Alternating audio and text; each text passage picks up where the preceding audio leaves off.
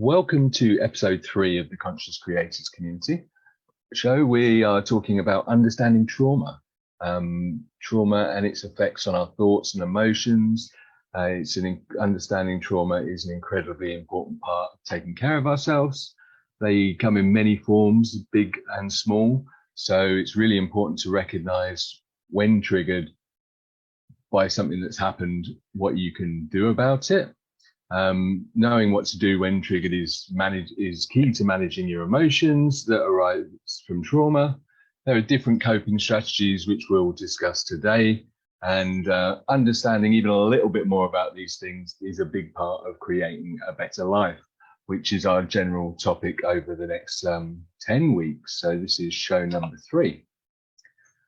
So let me introduce everybody. First of all, I'm Matt Love. I'm your host. I'm the initiator of the Conscious Creators Community show, and have got together these wonderful people who are all here to share their wisdom and expertise with you. So let me just see who's in the top left. John, would you like to introduce yourself first? Okay. Very glad to be here. Thanks for setting this up. Yeah, so I'm John Cooper in snowy little Riga, Latvia. Yeah, so I was a professor, and now I'm setting up my own program for helping people, not specifically in terms of trauma, but self-development. And so I've been working with Matt for a while, and just trying to figure out a lot of things and help other people figure out as much as I can. Yeah, like all of us. Thank you, John. That's great. And Jen Stover, you're next on my screen. Hi, I'm Jen Stover. I am a neuroscience-based educator and personal development strategist, I would say, and I create simplified, affordable courses online so people can understand from a multidimensional angle what's happening in their body when they're experiencing either emotional upheaval or they're trying to create a different experience, I would say life experience. Brilliant, thank you. Yeah, and you do that through courses, which is great, very accessible to many people. And Jennifer Burns, you're next on my screen. Meet myself. Hi, I'm Jennifer Burns. I'm from New York. I am a certified master hypnotherapist, NLP practitioner, talk therapist, and educator.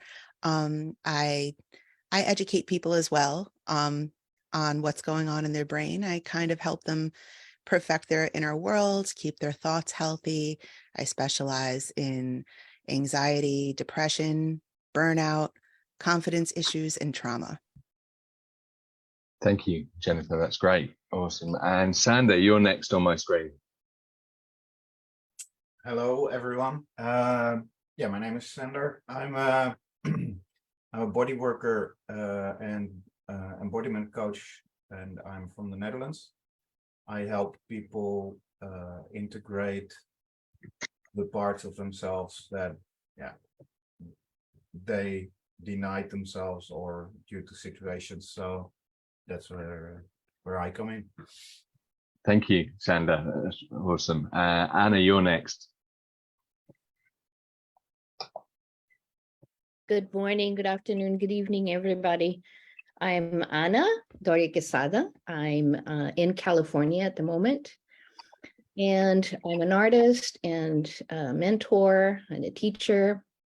And I guide people to their true story through visual art, which can help with trauma, because as you discover what your true story from your own perspective is, you can revisit and resolve some of those early traumas that are keeping you stuck. And we do it in a fun way with art. Brilliant. Thank you. Yes, relevant to today as well. Brilliant. Syl, you're next on my screen. Syl Sabastian. I run life change and self-change programs and courses. The main program of those is the Way of Impact. Excellent. Thank you. And Joey, you're next. Hi, I'm Joey Costa. I am a mentor practitioner of an applied energetic philosophy, which is a combination of energy work and self-development philosophy.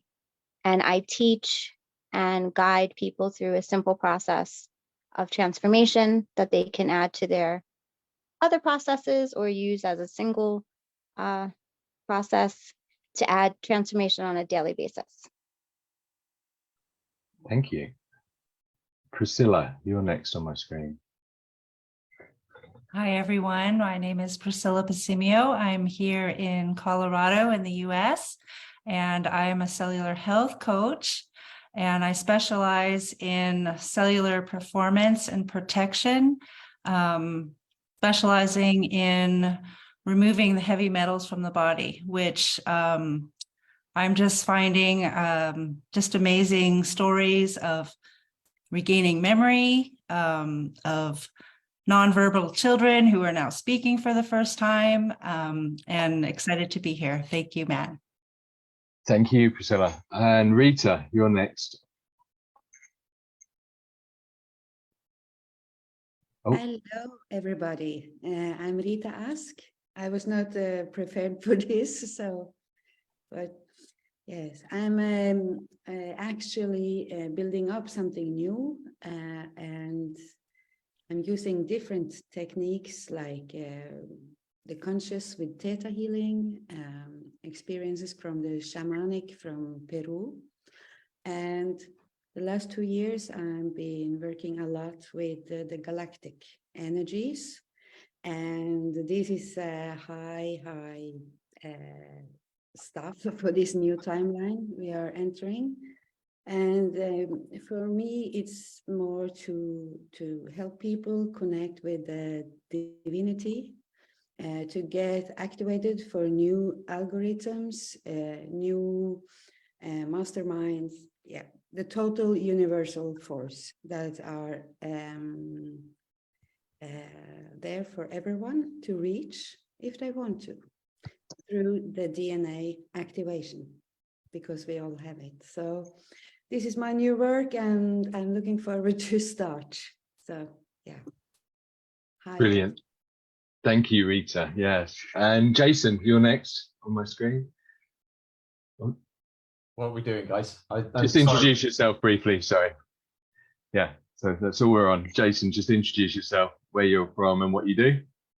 Okay, so I'm Jason Bishop. I'm from South Wales, and I deal with chronic stress and unhealthy relationships with ourselves and substances, activities, going into addiction, really.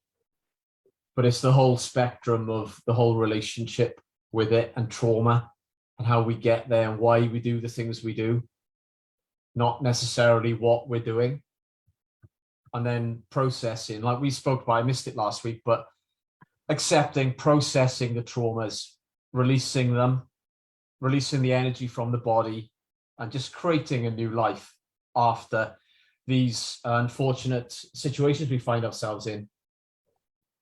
Because I almost died at 40 because I wouldn't let go of a lot of things. I was just drinking heavily, taking drugs, doing all sorts of things, spending as well. So my relationship with buying things, cars, clothes, anything I could get my hands on wasn't healthy either. So it wasn't just alcohol, because I was to think if I was addicted to anything, it was the environment I spent all my time in. Mm-hmm. Yeah. So it was the whole thing. And I think this is where we are, because obviously we become addicted to the chemicals we are producing, but it's the people we're with, and the energy around those people, and where you get to with these people, the unhealthiness of those relationships. And I still see that now, because I'm still friendly with a lot of my friends that I used to drink heavily with. So I can see where they are now. And now the people I bother and spend most of my time with are people like pro triathletes and athletes and climbers and mountaineers people. And it's just where I was and where I am. And I can see the whole dynamic. Brilliant. That's awesome. Yeah. Thank you for sharing that with us. Anthony is here. You can't see him on Facebook. Would you like to introduce yourself, Anthony? Yeah, 100%. Hi guys, my name is Anthony Pallison. I'm a peak performance coach, let's say, specialized in the neuroscience of getting into flow states. If you're not familiar, flow is that state in which you lose track of time because you're so absorbed in whatever activity you're doing, you lose your ego. And it turns out that the neurochemistry of a flow state is very similar to a lot of the substances that people tend to be addicted to. So the direction I'm kind of going as it relates to trauma is one part healing trauma and understanding it, and another part kind of replacing addictions to whatever they may be it a substance or be it a behavior, and kind of replacing that high with the high of having a strong purpose and experiencing a lot of flow. So yeah, that's my quick summary. Thank you, Anthony. That's great. And Beena, not last, but definitely not least. Thank you so much. And thank you so much, everyone. You guys are such an amazing introduction, because I've seen that, okay, it is actually covering the whole spectrum here. So congrats, Matt, that you are actually initiating something very valuable for everyone. Thank you. Okay, so I am an artist, I'm a poet, I'm a writer, and also I'm a reluctant astrologer, because I have learned some kind of, you can say that some not so common Vedic astrology techniques, and which I practice, and to assist people to actually manage the lack of elements in their charts, if I see that. And also in some other way, also I focus on moon cycles, and I write about it also, like on the new moon and full moon, I do write about it. And I personally connect with people with, I feel comfortable, and I do assist them, because this is something, it's very, you can say that a bit unusual, because I do enhance everything I really want to. Like, okay, if I'm working with you, I can enhance positive energy. And this is kind of like becoming my expertise now. Other than that, I do facilitate many people, such wonderful people in their work. So this is who I am. And I just love to learn and grow, and of course, sharing. This is the most important thing in my life. Also, I'm a very good listener. I do practice capital H hearing. Brilliant. Awesome. And I don't even know what that is, so I hope I'm a good listener. So yes, that's awesome. Okay, well, I mean, let's get started. So we're here to talk about trauma today. And so I'm going to ask a very broad question. What is trauma? And feel free to speak up when you want. I'll try not to use the hands this week. Well, I'm not going to use the hand. So trauma, I think, is something that, an event that happens in your life that is so significant in a negative way that it comes back to haunt you in the days after that. That's my definition of trauma. Right. I like it. Yeah. Anybody like to add to that? Or I can give you the language I speak is that of neuroscience. So I try to say what everybody else is saying. I just kind of give you an underlying brain and body language to it. And so trauma is often described as anything that is too much, too fast, or too soon relative to your brain and body's current level of development. So its ability to either process something, its current ability to make meaning out of something, and its current ability to recenter yourself emotionally. So something can be traumatic to somebody based on their relative development. So a child that's 9 months old, the brain of a child that's 9 months old, and the brain of a child that's 7 years old, they're going to have a different traumatic experience based on their brain's development. And so children under the age of 7 or 8, their brains are operating at a much slower speed, one that facilitates imagination and creativity. And their brain areas that haven't developed tools like discernment and judgment and that kind of thinking that doesn't develop until you're 7 or 8. So in any moment of an experience, if a child's pain or experience isn't witnessed, then they're left to interpret an experience with the limited, with the brain ability they have at that age. Right. So which often makes it overgeneralized, oversimplified, and not comprehensive. And if on top of that, the emotional experience isn't shown by an adult, it's not witnessed and shown to kind of regulate or bring yourself back to center with an appropriate meaning, well, then it starts this kind of whole belief, emotional response cycle that kind of spirals into adulthood. Brilliant. Thank you. Really in-depth answer. Anna, you wanted to add to that? Yeah. So trauma happens all the time. It's part of life. As Jen said, it's something that happens too soon, too fast. And you, in the moment, don't have the ability to make sense of it. And the younger you are, the least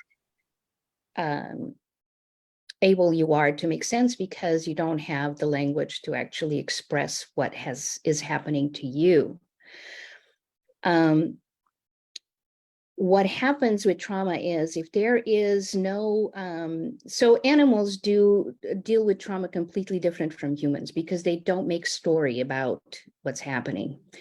They just react as they need to, either run away or they freeze. And once the event is over, they shake themselves, they shake their whole body, and they release that negativity or that pent-up energy that is accumulated in the body when something sudden happens that's traumatic. Humans don't do that. Humans make a story about it to make sense of it. And the story often has nothing to do with the event. We live in a world where we don't have the kind of community that helps each other deal with traumatic events. In smaller communities that are supportive and together, people help each other through it. And there's no negative emotions attached to it. There's no shame or blame in it. They understand this happened. We are here. We support each other. You're still alive. You're still okay. And so there's co-regulation that happens in the group. In our society, in our complex, crazy society, there's no such thing. So what happens is, to be able to cope with this traumatic event, we dissociate. We separate ourselves from what our body is telling us, and we stay in our minds and we make the story. So whenever something else happens that's sudden and unexpected, the body reacts the same way and the mind makes the same story. So you never really resolve that cycle. Yeah, that's what I know about trauma. Brilliant, thank you. And Anthony? Yeah, I just wanted to add one of my go-to quotes about trauma from Gabor Mate, really a one-liner. Trauma isn't what happens to you, it's what happens inside of you as a result of what happens to you.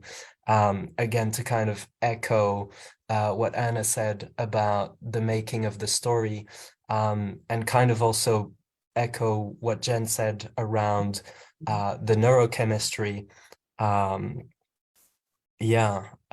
think it's a really good way of thinking about it that encourages people to not necessarily blame anyone, but it could be due to less developed or not fully developed brain interpretations of events So it can be very subtle as well as big events that cause it.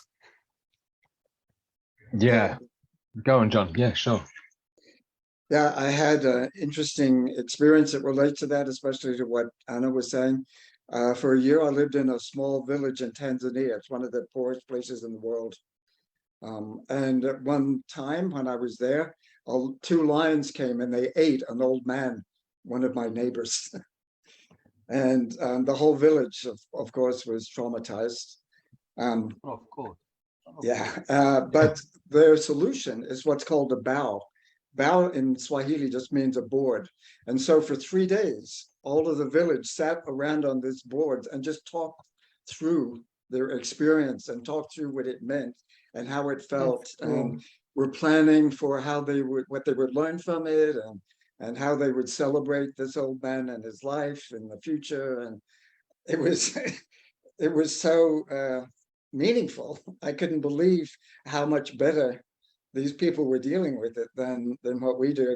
I mean, I've had my own sets of trauma, probably my own share, and maybe more than some, but much less than other people. But I've definitely learned that it tends to focus and isolate you. And if there's some way that you can broaden out, and I have some ideas for that, but if you can get a bigger picture, then the trauma becomes more like, let's say, instead of a wall, more like a door, to some way of understanding yourself and dealing better with what you have. Because yeah, as also Jen was saying, it's like it tests you to the absolute limits, and that's when we grow the most.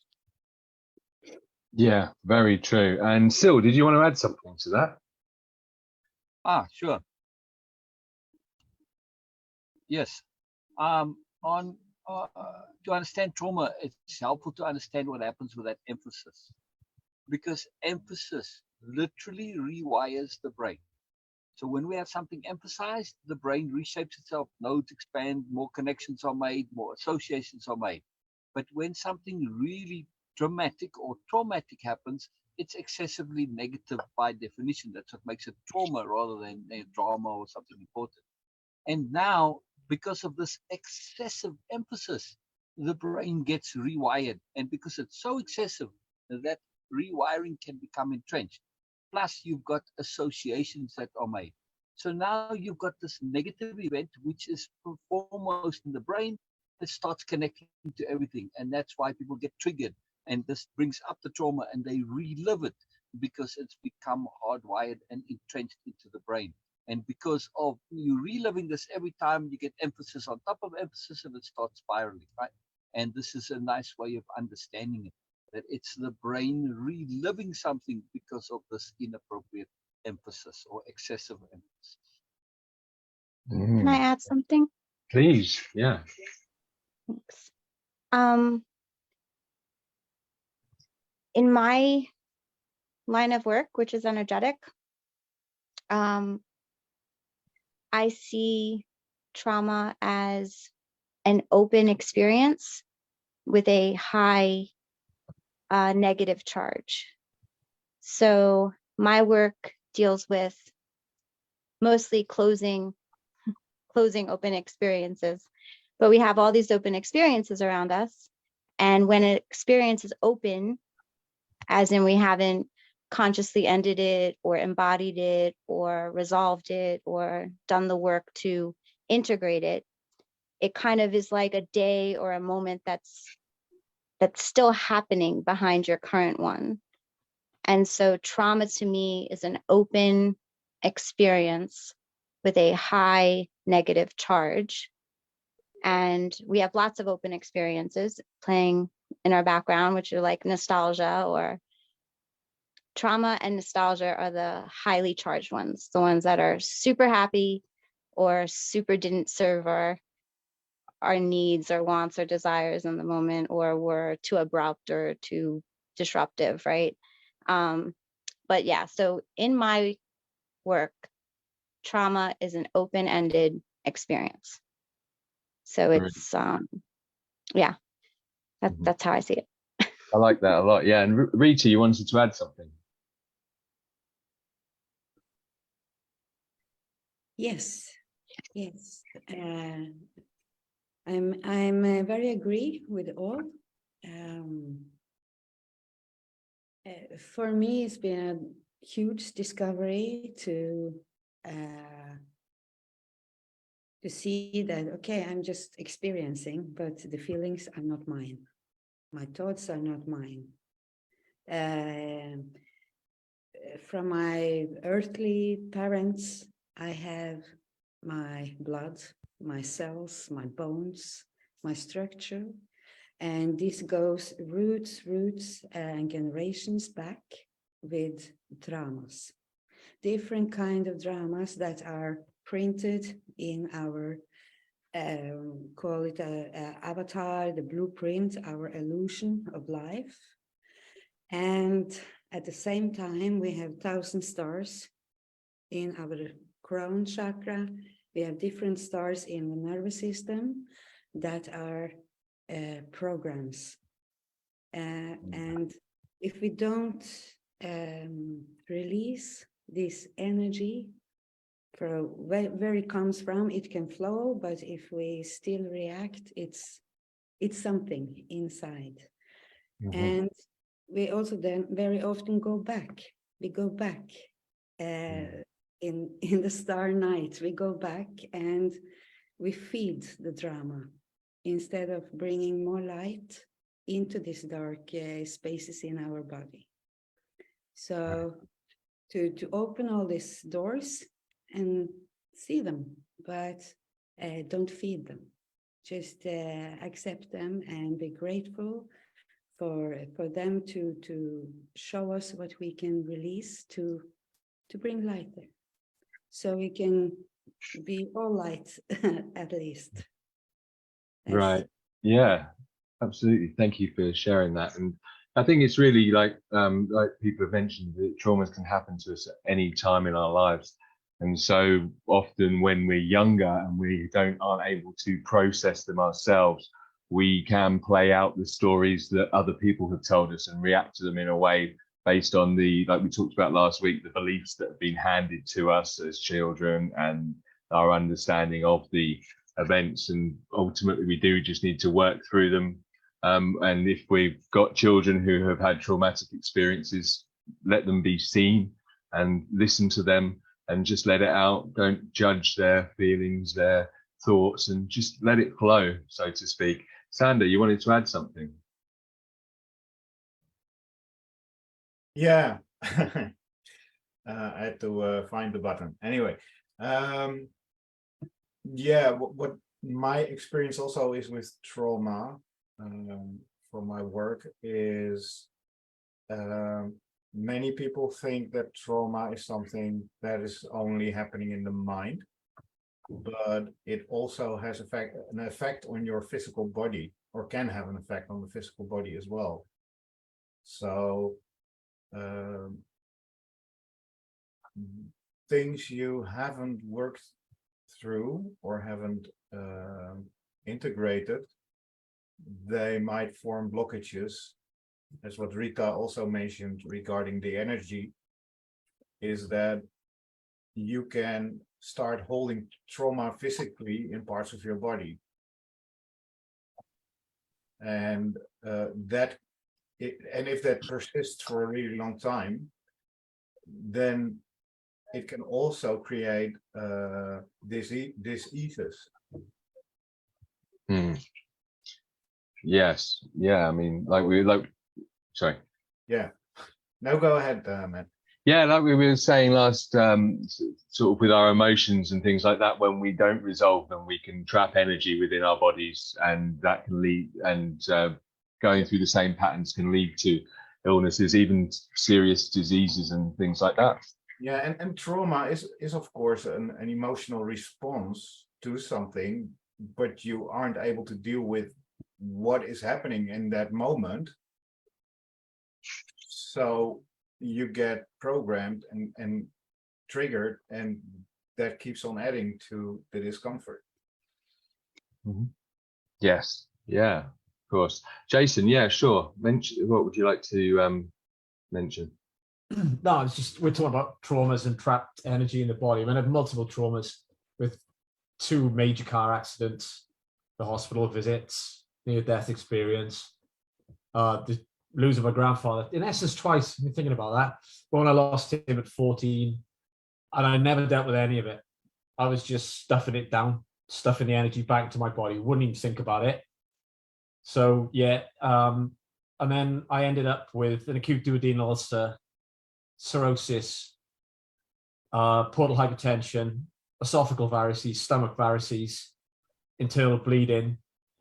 And then when I came out of hospital, without any medication, just by getting into flow states, cycling, I lost all my muscle mass.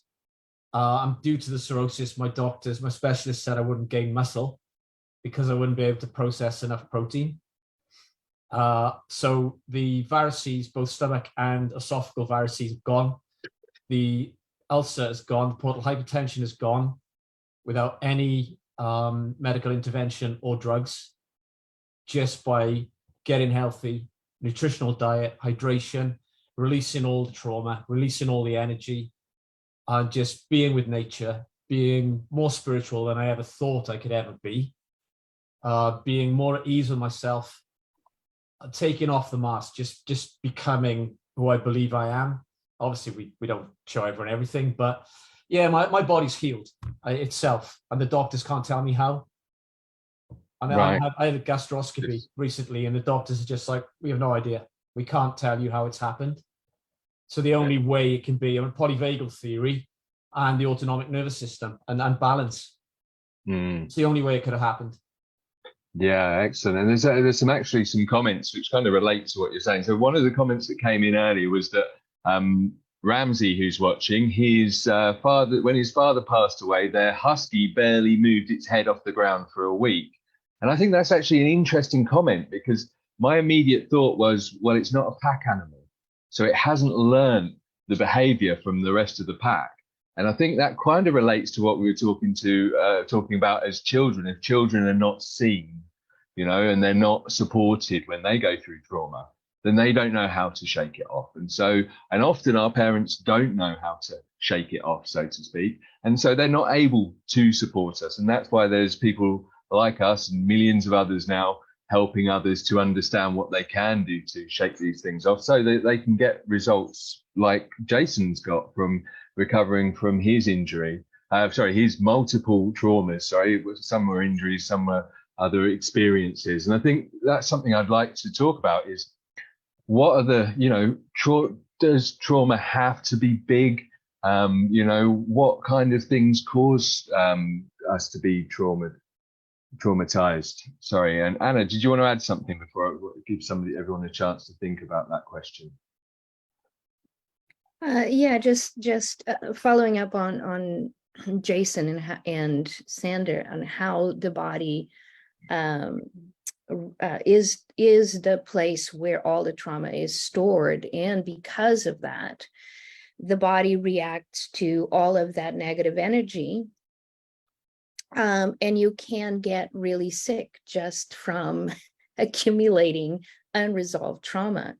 I've had a lot of trauma from very early childhood, and it took me a long time to figure it out and to start getting back into my body, because I totally dissociated from my body. And at 32, I got a really rare cancer that nobody could explain where it came from and why I got it. There's no history of it in my family.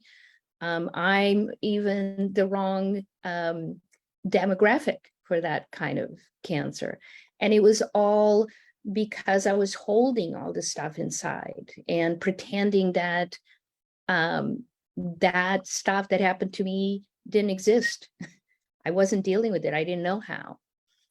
It took me another 30 years to understand that and to start dealing with my own trauma and going back and changing my story, because you can actually go back and change your past to not what happened, but how you understand and speak and integrate what happened from your own perspective, from your own way of seeing things, not from the story that you're told, because we grow up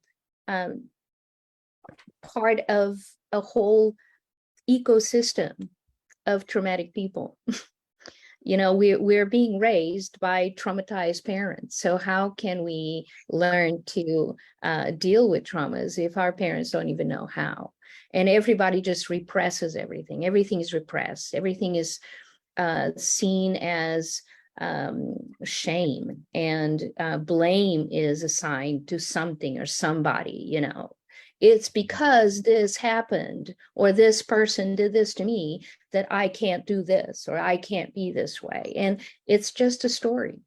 So yeah, working with the body is really, really important. And that's why I do the work I do, because artwork involves the whole being, involves your body, your mind, and your soul, your heart, your emotions, your feelings, your values. Absolutely. You have to start working with the body, not the mind. The mind, we can understand things intellectually, but transformation doesn't happen in your intellect. It happens in your body. And I think it was Anthony that mentioned Bessel van der Kolk's book, The Body Keeps the Score. I read this book about 10 years ago, and it blew me away. And it started to help me make sense of what had happened to me and what was happening to me. I totally recommend it. And yeah, the body is the key. Brilliant. Thank you. Now, Anthony, did you want to add something to that? Oh, no, maybe it's already been mentioned now. So yeah, I mean, really, really crucial. There is actually a comment here that Ramsey says as well that he believes every experience engraves our neurons and body cells through electric impulses. Trauma is multiplied electricity impacting the neurons and cells. That is why it gets engraved in us. And I think, yeah, this stems a lot from unhelpful thought patterns and things like that, where we don't know how to deal with it. We don't know how to resolve it. Like, we've got these generational traumas. This is what's acceptable. This is what's handed down, and all these things. And so we sometimes think it's better to bury things than to get them out in the open. Anthony, you're back up there. Yeah. So just wanted to circle back to your question on, does trauma have to be big? The short answer is no. Everything is on a spectrum. There's a way that I've learned to think about trauma in that, I'm referring here specifically to childhood developmental trauma that can occur by one of two mechanisms. Either the obvious one, which is bad things happening to you or in your life circumstances, but the other one, which is less obvious, is good things not happening.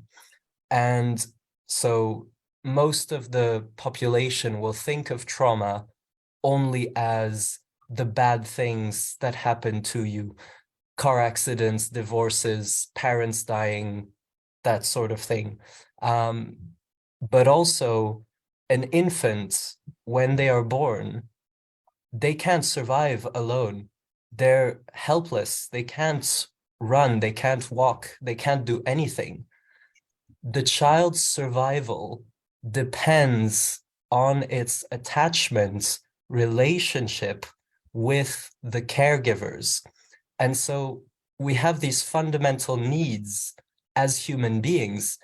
And when those needs are not met, for example, if a caregiver is emotionally distant or stressed or distracted, it doesn't seem like a bad thing happening to you, but that child may be integrating that, because my mom is always on the phone, instead of responding to my cry quickly, that means I don't matter. And that's the traumatic thing, is the belief of I don't matter, which then shows up in symptoms and behaviors. But yeah, I really just wanted to point to that. Circling back to, it can be very subtle, and it doesn't have to be a big, bad event. Yeah, absolutely. And really, thank you for sharing that, Anthony. I think, again, going back to the child situation, is that traumatic experiences can be down to just being ignored all the time, just being pushed to one side. They don't actually have to be major events that happen to us. We can end up scarred from what appeared to be small things. And often somebody mentioned generalizing earlier, where people brush you off. Oh, everybody has that happen to them. Well, it doesn't mean that it's not an issue for you that you need to resolve. Beena, you wanted to add something? Okay, yes, this is very interesting what Anthony was sharing, and of course Anna also, that childhood traumas. And again, I will come back to what Joanne was saying, that okay, it's an open experience with a very high negative charge. And I really love this term, that okay, this is how things are. And Syl was also saying about that these were just experiences. With me, something happened which I was not aware of it. That in my child, like as an infant, I was never crying for the feed, and that was the only communication way children have. And so my mother, she was very young at the time, and of course had another child also, and they have a very socially active life. So sometimes she admits it to me that okay, I used to forget to feed you, to give, because you never cry for that. And this is something very unusual for her, but that trauma, I was not aware of it, that it was staying as a trauma in my mind. So I just learned that behavior, that I never asked for anything. And also that, okay, never been, my father had to always invite me to the table, that and always ask me that, okay, would you like to eat this? Would you like to have this? Because I am not going to eat by myself, like not going to take anything for myself. That was the thing.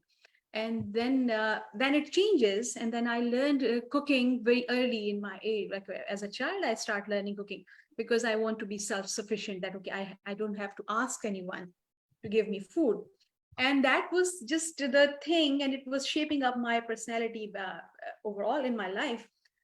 First time when I started tapping, and it was a very specific kind of a practice of EFT, and I was doing that when I was emotionally charged for something else. The reason was completely different thing, and I was keep tapping and keep saying things, and suddenly I start saying, "Mama, I'm hungry. Mama, I'm hungry." And that was like, I was shocked from where this thing came up. It was completely irrelevant, completely out of context. And then during tapping, I start saying that to myself, that Mama, I'm hungry. Wow. This is something which was never actually I said in my life. So then I realized that how impactful that trauma was as an infant was for me. Even when we are not able to communicate it, still the trauma can still reside in our bodies, in our mind, in our emotional state. And this is something I have experienced that. And it shaped up my whole personality. And throughout my life, I was doing a lot of things which I now understand that why I was doing that in a certain way. So we assume that we have to be aware of it, that trauma has to be very, very intense, very big. No, it is up to us how we actually perceive that. For that infant Beena, that trauma was very intense, which was actually not like, I was not dying because of hunger. My mother just used to forget for a couple of hours. That was the only thing. But this is how traumatic it becomes for me. So yes, I completely agree with what you guys are saying. More other traumas in my life, which I feel really ashamed of sharing that, because in my practice, I have listened to and hear stories from other people, and I was feeling like, Beena, you were considering those traumatic situations. You were like too sensitive, way too sensitive, because look what people were going through. So mine were like, oh my God, I was feeling ashamed. But trauma doesn't have to be very intense, and it doesn't have to be negative for other people. But for a person, it can be perceived as a negative experience. Yeah, I think that's a really good example though of how unintentional traumas can be, like, Exactly. so yeah, your mother didn't plan she didn't really know she was ignoring you, so to speak. So got Jen Stover was next, and then I guess I was just going to comment, I think it was in Anthony's description earlier, that we talked earlier about too much, too soon, too fast can be something that's traumatic, but also too little, too late. And neglect, whether it's intentional or from lack of knowledge, is the absence of life essentials. And that too can be traumatic. And we've only really come to understand that. The other thing I just wanted to comment on, which I think was, if you guys aren't familiar with the ACEs study, is when that came out, it's the Adverse Childhood Experience Studies. It really kind of elaborated the definition of trauma. A lot of people have been pushed away from exploring their history because they think, well, I never had anything major. I didn't have an alcoholic father or abuse or anything major happened to me. So how could I be, traumatized? And the ACEs study really brought to light that the small things, sometimes repeated, can have an accumulative effect. So it doesn't even have to, could be one thing that's repeated, the same thing, like constant criticism or, nitpicking and things like that. Or it could be the accumulation of several small, like what they call little T's or little traumas that kind of have this over compounding effect. So I actually, I still use the word trauma, but I found that I have a broader appeal to also include the definition of adverse childhood experience, because people can kind of grasp that a little bit more if they're a little bit initially resistant or think that they don't have any trauma, in their life. yeah, I think again that's another really important point, is that it is about experiences that we haven't enjoyed and haven't resolved, and often they're not clear to us, and they don't have to be such big things like trauma. Most people, like you say, think of this big event, but it can be a very small event. It can be even something, a repetition of events that end up leaving us feeling a certain way. Yeah, thank you. And Jennifer as well. So that's how I'm going to define you, Jen and Jennifer. Perfect. Hi. Thank you. So I always tell people that the worst thing that ever happened to you feels just like that. The worst thing that ever happened to you. So for one person, maybe they were beaten, and somebody else, maybe they were neglected, and somebody else, it was something else. But we all have our stuff, and whatever the worst thing you've experienced is, that's exactly what it's going to feel like to you, like the worst thing ever. So I think it's important, like, not to compare our traumas. Like Beena was saying earlier, she felt almost ashamed of what she considered a trauma, because comparatively speaking to other stories she heard, it didn't seem that bad. But to her, it was, because that other stuff didn't happen. Whatever happened to you, the worst thing that happened to you will feel like the worst thing that happened to you. And any kind of trauma, it changes the lens that we experience the world through. It changes the way we see other things. It does affect our body. I've always been a big fan of the expression, the body is the chariot and the mind is the horse. So if there's something bothering you up here, you're going to feel it all over. But anything that, whatever happened to you, regardless of how much it pales in comparison to someone else's trauma, you have to give yourself credit and never feel bad about saying that that's your trauma, because if that's the worst thing that happened to you, that's exactly what it felt like. Does that make sense? Yeah, makes a lot of sense. Like, yeah, I think if really it's all important. you know, it is a spectrum thing, like Anthony said. It's a broad spectrum, and there's so many different ways it can be felt and experienced. But at the end of the day, if it changes the way you experience future events, then it is by definition a trauma. Yeah, absolutely. I think like this, when I'll give the example that came to mind was like it being at school. Some people are happy to be independent and other people are quite codependent. And then when they don't get that attention they're seeking, that can end up being traumatic. It's a disaster. Yeah. Yeah. And whereas other people are like, I don't care. You know, it all depends on your own experience and who you are and your qualities as a person, I think, as to how you deal with trauma, and that you can always learn more. So Anna, yeah, you wanted to add something?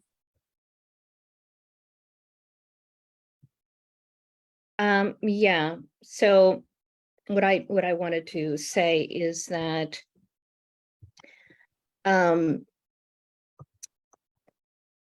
what is the most important thing for human beings is to feel like they are real, that they matter. And when you grow up with experiences that deny you or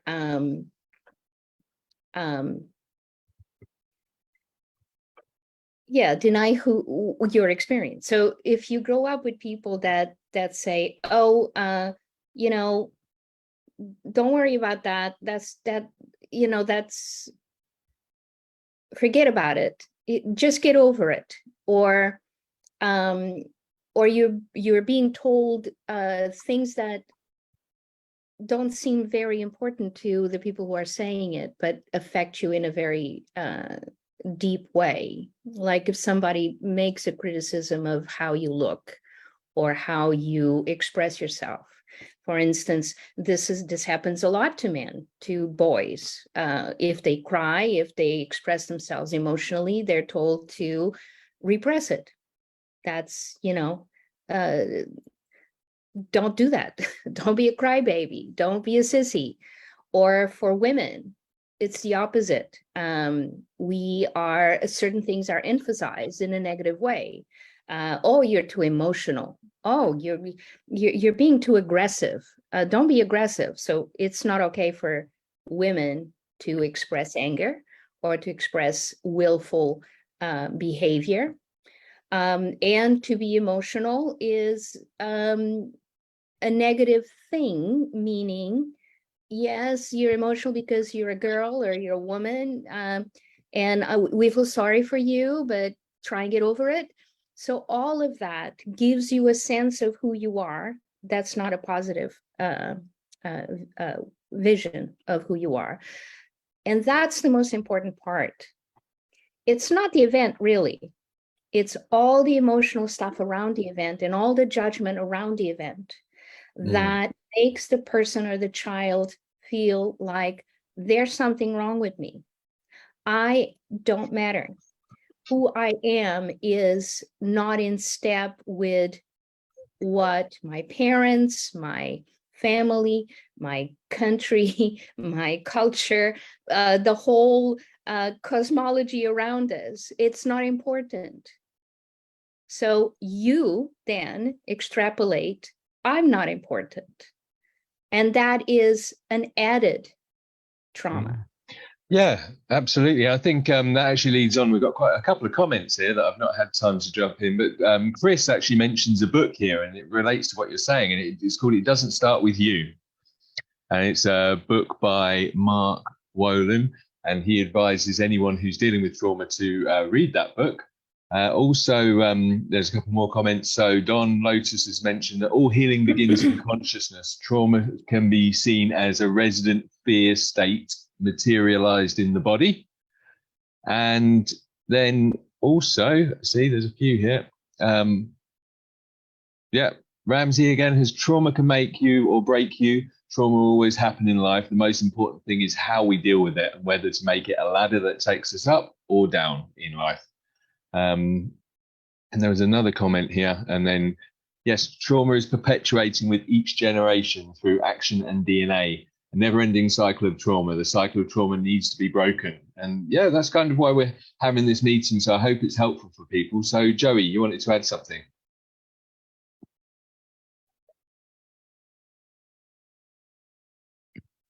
There we go. Yes, I wanted to piggyback on what Jen said, or Jennifer said, because trauma outside of being all these different things is ultimately, or becomes ultimately, in, I feel like every scenario or every way of dealing with it, a limitation. and it becomes a limitation to current growth or current fulfillment or, current decision making, current possibility. So trauma, an open experience or the worst experience becomes a block or a wall in a lot of cases. In my work of conscious endings, trauma and nostalgia are the two pillars of limitation. And what really made sense is when Jen said, okay, everybody just think of your worst moment. That would end up being sort of the definition of trauma for you, right? So we have the big ones. It's like, what's the worst moment of my life? But then we have the best and the worst experience of everything that we deal with on a daily basis.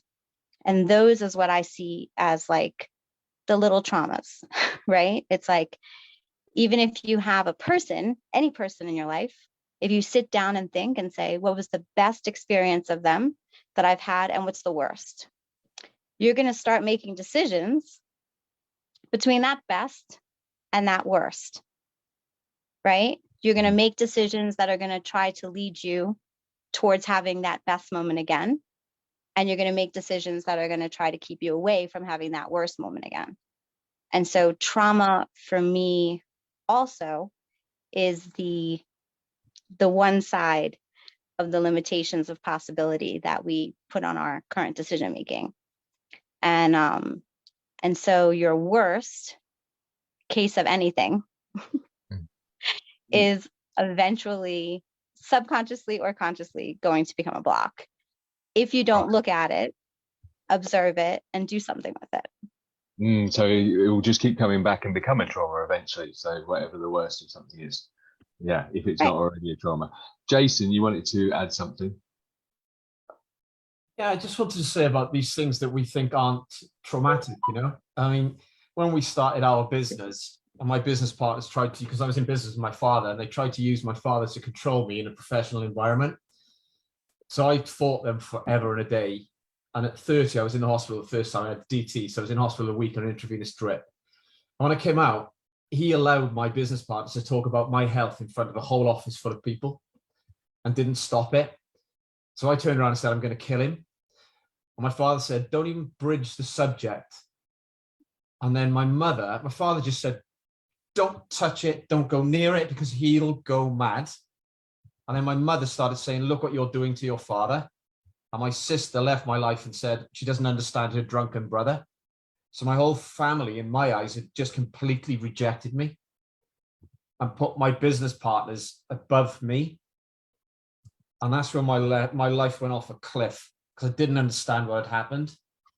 I couldn't see the bigger picture because I was trapped in this tunnel vision of what was going on, very narrow-minded with blinkers on. So my father was trying to run a business because he had more shares. He hadn't actually neglected me. My mother was supporting my father, but I just felt like I was completely on my own in life. And then I had 10 years of depression before I finally collapsed. So we've got to try and look at it or talk about it, because I wouldn't talk about it either. Yeah.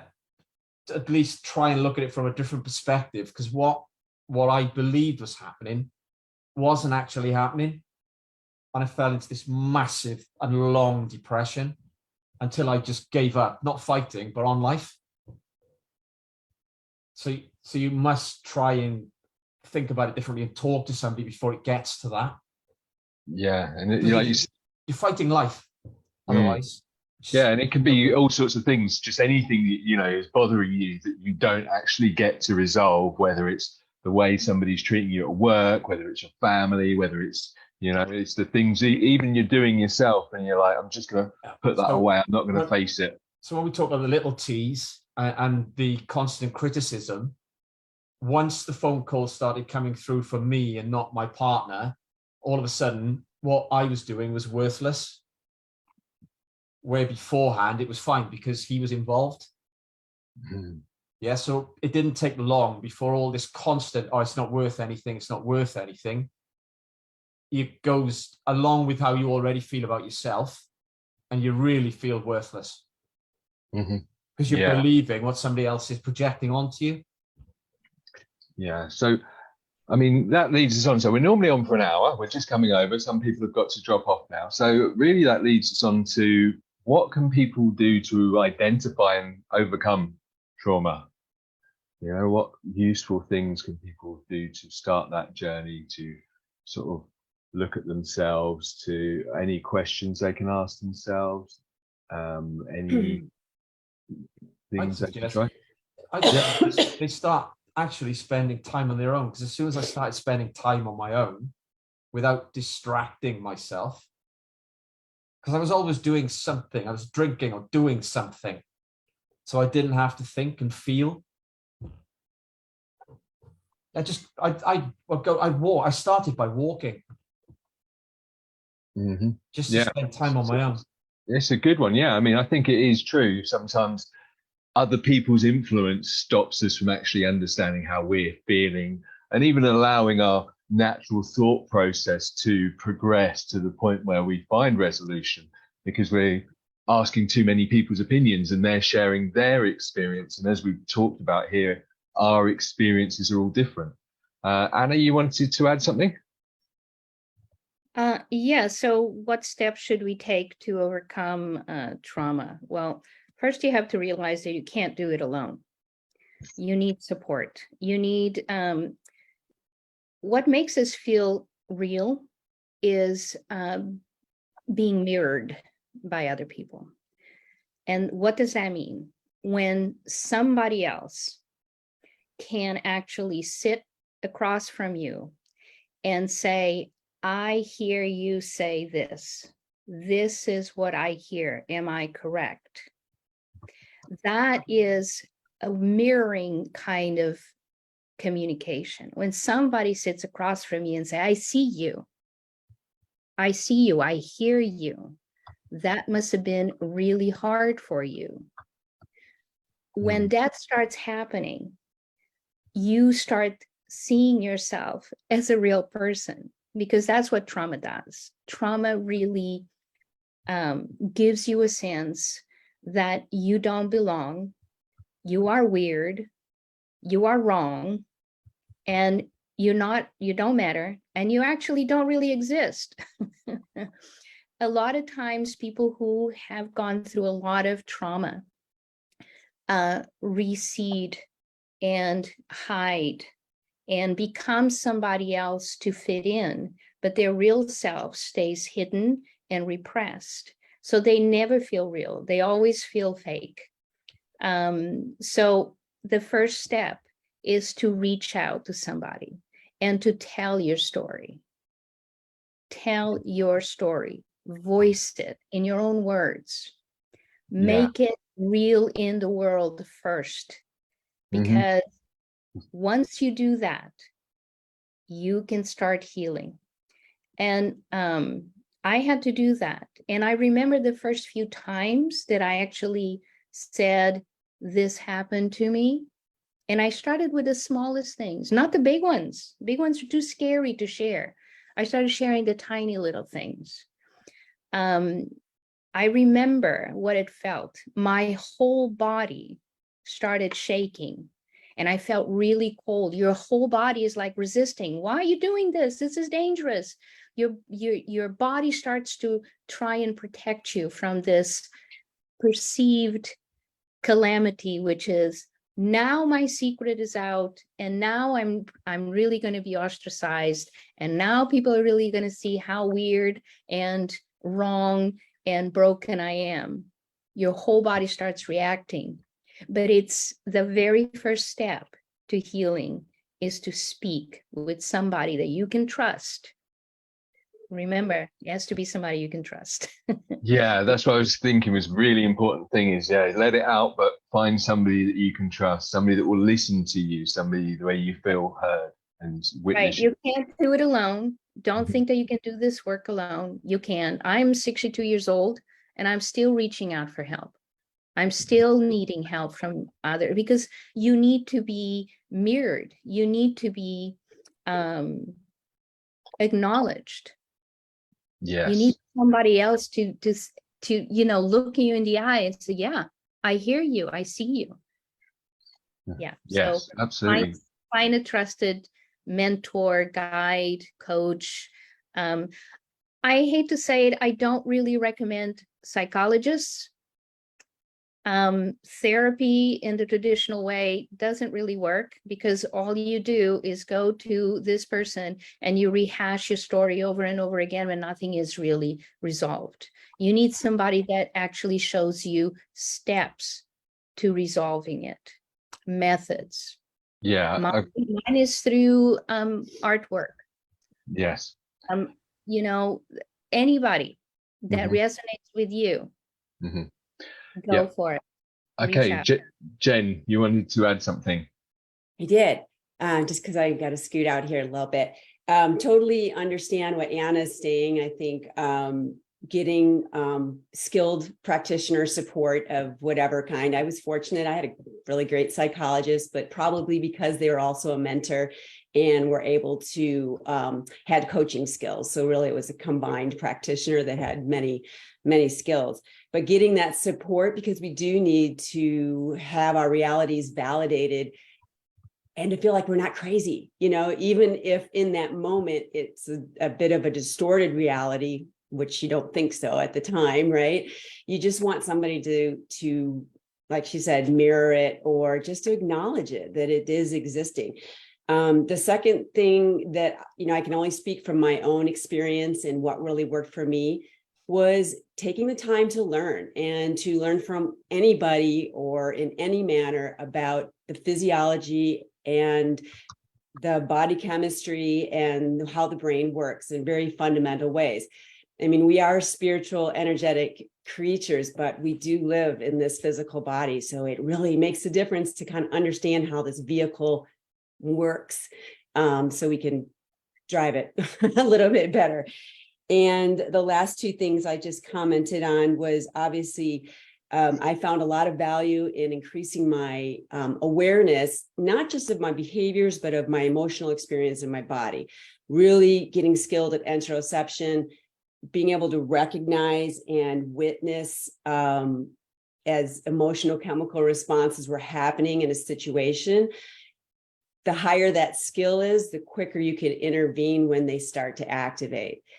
And then the last thing about story making is I've found journaling to be the simplest, very easy thing to do in between those therapeutic sessions that you're getting great validation from, is help yourself organize those fragmented memories, help yourself create the story, write it out. It might take multiple versions of it to finally kind of come together, but I got a huge benefit in between my sessions by doing that. And I thought it was overly simple. It was actually pretty powerful. So that's all I got. Brilliant. Thank you, Jen. I think both those things are really important. So like one of the things I've learned, because I've actually been down the mental health route as a child, or a teenager, teenager, 13 years to nearly 20. And actually one of the things that is beneficial about talking to somebody, even if they are a psychologist or a psychiatrist, is hearing yourself. And that's another good thing about journaling, is like when the thoughts are going around in your head, you can easily tell yourself the same story, but there's something about when you're actually telling other people about it, where you suddenly hear it in a completely different light. And it's the same as when you put pen to paper. You're reading back as you're writing what you've written, and you're like, that's not quite how it panned out, or that's not quite what I'm seeing here, or that's not quite the reality. And so these are the power of these two tools, being heard or journaling. Jason, did you want to add something? Yeah, I think it's important, because I did actually work it all out on my own. And it took thousands of hours. Yeah. Thousands and thousands of hours cycling, going up mountains, challenging myself, doing all this stuff. Eventually I'd changed the story. I got to the bottom of everything. I knew a lot of it, right? I didn't trust anyone, because when I did trust my very good friend, he just said, it's just the drink, mate. And I never saw him again. But when I went to see my first coach, because I knew this guy, he had a breakdown at 36 and he's life coaching. And I went to see him. within the first hour, he'd confirmed things that I didn't think were right. And I'd spent thousands of hours trying to work this stuff out. Don't write off grief. Don't write off the expectation of what you've lost. Little things that I would never have thought were an issue. Although I thought I'd resolved them, he was like, oh no. And then I went away and I had more answers in no time. Because I was determined to do it on my own. Because I was so broken, I didn't trust anyone. I was proving points. So it does. I mean, what you're saying, if you have somebody you trust to sit and listen to you, direct you where you need direction, you'll find results far more quickly. Yeah. A far easier process and less painful process for anybody that wants to resolve these issues. Yeah, absolutely. Thank you for sharing that. I think because you can start to overcome trauma on your own, definitely. And I've had a few things left over that I've worked out by myself. But I think ultimately sometimes it is the holding it in and not having it out there that is part of the trauma. And that's why it really does help to talk to other people as well about it. So it's out there and you're not hiding it anymore. People that understand. Yeah, people that understand, absolutely. Understand. Not all your friends down the pub or the person that caused you the trauma. You're not going to get closure. The way I like to put it is people that have been somewhere. They couldn't possibly have been where you've been, but they've been somewhere so they can empathize with you. Not patronize you. Yes. Because that's the thing where people, I know how you feel. No, you don't. You couldn't possibly know how I feel. So please don't tell me you do. Yes. But when they say, oh yeah, I understand, I've been somewhere like that, you think, oh, okay. Okay then. It's different, isn't it? It's very different. Yeah, definitely. And that's what helps. Yeah. So you don't feel patronized. Yeah. No. Yeah. I mean, please don't tell me about my life. Yeah. Like my friend was the other day. It's like, you don't know anything. Yeah. You know nothing. Yeah. You don't even know me. You don't know who I am. You've met this guy before. You met the other guy.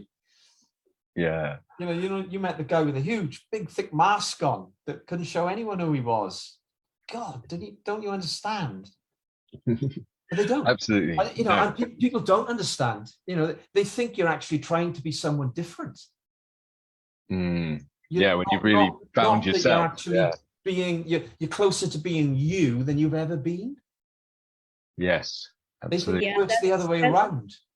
That's a cautionary tale, is when you start doing this kind of work, self-work, you're going to lose a lot of friends. And those friends are going to be shocked because they want you back. They actually tell you, what happened to you? I want Anna that I knew 20, 30, 40 years ago. And I'm like, that wasn't me. That wasn't even me. This is my real me. I did a video on this a couple of days ago. I walked into the same pub with the same people doing the same thing on a Sunday morning. I just done a 75-mile bike ride and gone over 2 mountains. And now it's the fittest guy in the town. And I said, well, no, that's not me. I said, but I can introduce you to him now, more than likely, because they are my friends. Yeah, you changed it. So now you're in a mirror, and these people they're just like, oh, bring back the other guy who was drinking 20 pints a day. So we can feel comfortable about the fact we're drinking 10. Yeah. Bring him back so I can feel safe. Yeah, I like what you said there, but I don't think you're the mirror, you're the lens. And I love this saying. That either you're a mirror or you're a lens for people to see themselves through. So Jennifer has wanted to add something. I just wanted to say it definitely is easier with help, but there are people that will never reveal their trauma to anyone, regardless of how talented they are and how skilled they are at helping them. For those people, there's 2 things that I find are the most highly effective in trauma is EMDR, eye movement desensitization, and reprocessing therapy, highly effective. The other thing is a hypnosis and NLP strategy, which is called the rewind technique. And what I really love about using this on people is that they don't have to share any of the details of their trauma with me for this to work. They just need to give me something to call it, so let's say they wanted to call it, 1997. I don't know what happened in 1997, but they do. So when I tell them to think of 1997 during the exercise, they know what to think of. And it's a really good way to keep whatever you want to keep private to yourself, but also resolve it. Because what the rewind technique does is it double dissociates them. So you're watching the trauma on I tell them to imagine one of those very small black and white TVs with a grainy image. So they're dissociated from it. Then I make them imagine that they floated out of their body, standing next to the TV, watching their body in the chair, watching the TV. They call that double dissociation. So they're having no attachment to it all. And then I tell them to let the trauma play out and fast forward really, really fast, rewind it really, really fast, watch it forward. For some reason, as crazy as this sounds, it changes the way your brain filed that information. And in the future, after doing this, whenever it's referenced, you do still recall whatever happened to you. However, it just feels like all of the other memories. It's been neutralized. It doesn't have any power over your current emotional state. So I just wanted to say that, put that out there for people that don't feel comfortable talking about it, that is a way that it could be resolved and your secrets can remain your secrets. But I do recommend talking about it a little bit, though. I think it's healthy. Anna. And with that, I have to jump off to see a client, but thank you so much, everyone. Oh, thank you, Jennifer. Yeah, wonderful day. Thank you for soon, having me. Yeah. Yes. Have a great day, everyone. Bye-bye. Yeah, I wanted to agree with Jennifer. EMDR is amazing. I used it and it's like magic. Another thing that's really magic, and you don't have to tell anybody your story, is creative work. Creative work, it really is like magic because it works with your subconscious, your sense of curiosity, your imagery, and you can make artwork that relates and expresses. And one thing that we have to remember is that a lot of times trauma happens at a time when you don't have a way to express or to explain what happened. So artwork is a great way to explore that because you don't have to have words, language, story. You can express it in a different way. And once you do that, once you make it into a concrete thing, like a painting or a sculpture or a piece of music or a poem, poems are great because it uses language that's not regular language. It's like magical language. Once you make it a concrete thing in the world, it shifts, it transforms. And you can do this deep work without even having to say a word to anybody. You can do it. But with the guidance of a professional. Yeah, absolutely. And so there's quite a few comments here that I haven't had time to read. So sorry about that for everyone who's watching. So True, Jason, this is for you. One definitely needs a safe place to regulate again. Sorry, I got those all mixed up. And then that's from Don Lotus. And then Don Lotus also says, meditating on self-love so one can self-nurture, meditating on self-worth so others cannot dictate it, meditating on self-respect so one knows themselves better than the slander that is thrown at them. A traumatized person can also add body work as well. And he said the healing's done when people come into their own self-meditation and hopefully correct action or more learning. Alcoholics are deeply hiding. Yeah, so yeah, very, very true there. Thank you for that. And then Jen jumped on and said, thanks, everyone. And then there's a few more. So many comments. And Alex has said that let me find Alex's comment. Sorry, a great session, something I've dealt with most of his life, trauma. That is, he's had many traumas that he's had to endure. Much love for everything that's said here. It's been very factual. Thank you very much, Alex. Yeah, much appreciated you showing up and partaking. And Ellie or Li has said this is very helpful. How wow, that's amazing. So thank you. And then Alex has just commented, wow, what Jennifer said is amazing about the disassociation. And I think, yeah, very good.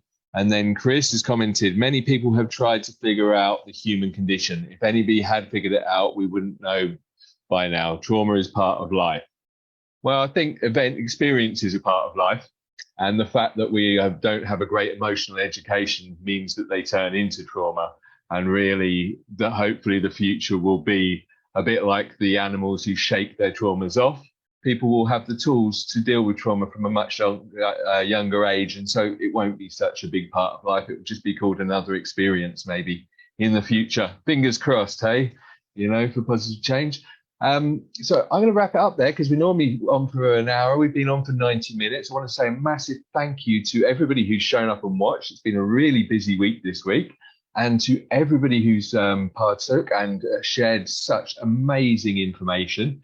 Just to recap quickly for you, that trauma basically is an event or events that happen in our lives and they come back to haunt us because we haven't resolved them. Anything that can happen either too much, too fast, or too soon, or even not enough of something, as in neglect or lack.